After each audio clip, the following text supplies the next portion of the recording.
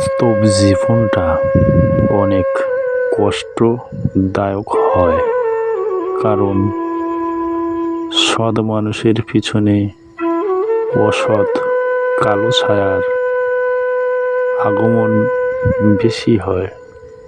তাও সব ঠেলে রেখে জীবনযুদ্ধ পার করিতে হয়। এইটাই হয় বাস্তব জীবন। মানুষ তোমাকে পেছাতে চাইলেও সৎ সাহস থাকলে পারবে না সহজে। এটাই বাস্তবই হয়। হিংসায় মানুষকে করিতে পারে না জয়, সে নিজেই নিজের জালে একদিন ফেঁসে যায়। এটাই বাস্তব হয়।